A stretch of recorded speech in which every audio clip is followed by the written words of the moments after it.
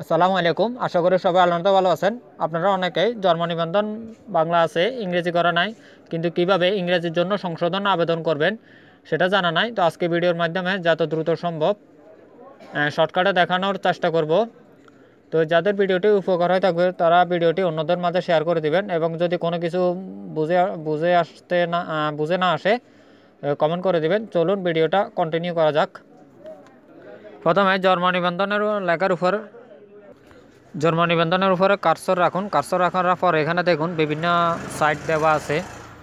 জন্ম নিবন্ধন সংশোধন আবেদন, এটার উপরে ক্লিক করুন। এটার উপরে ক্লিক করার পরে এখানে দেখুন লেখা আছে জন্ম নিবন্ধনের নাম্বারটা, আর এখানে জন্ম তারিখ, আর এখানে যে ক্যাপচার দেওয়া আছে ক্যাপচারটা পূরণ করতে হবে।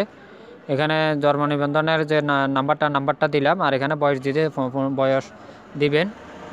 আর বয়স দেওয়ার পরে এখানে যে ক্যাপচারটা আছে, যেমন আমার এখানে দেওয়া আছে MGK3E, এটা পরিপূর্ণ দিতে হবে।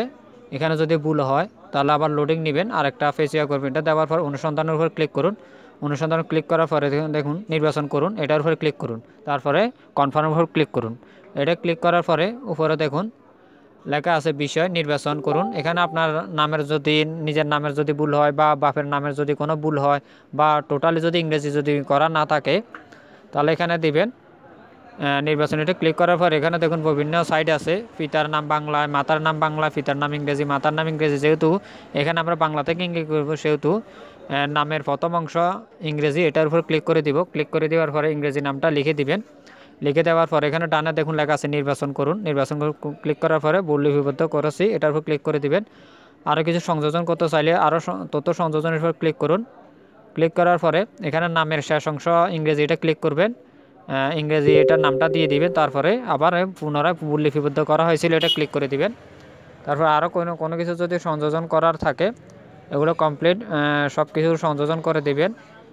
বাপের পিতার নাম, মাতার নাম ইংরেজিতে, যদি বাংলাতে যদি কততম সন্তান সেটা যদি না থাকে, বা বয়সে যদি কোনো ভুল থাকে সেগুলো কমপ্লিট এখানে দিয়ে দিবেন। যারা এই পর্যন্ত ভিডিওটা দেখতেছেন ভিডিওটা লাইক কমেন্ট করে দেন। এগুলো দেওয়ার পরে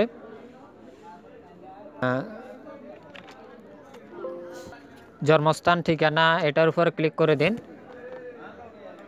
এটার উপরে ক্লিক করে দেওয়ার পরে এখানে আপনার দেশ বাংলাদেশ বিভাগ, তারপরে যায় ডাকঘর, এগুলা ফিল আপ করে নেবেন।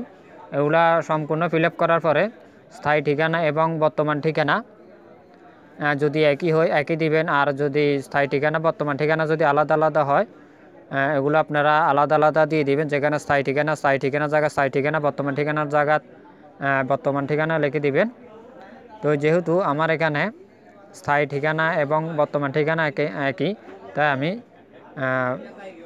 স্থায়ী ঠিকানা, জন্মস্থান, এটার উপর জন্মস্থান, ঠিকানা, বর্তমান ঠিকানা সবগুলো একই দিলাম। যেভাবে স্ক্রিনে দেখতেছেন এভাবে আপনাদের সব কিছু সিলেক্ট করে দিবেন। এগুলো করার পরে এখানে ফাইল সংযোজন করতে হবে। ক্লিক করার পরে এখানে আপনি একটা ফাইল সিলেক্ট করে নেবেন, বা যেটা আগে সমস্যা হয়েছিল ইস্যু সম্পর্কিত ফাইল, যেটা জন্ম নিবন্ধন বাংলা আছে বাংলাটাকে সিলেক্ট করে দিবেন। তারপর এখানে নির্বাচন করে দিবেন।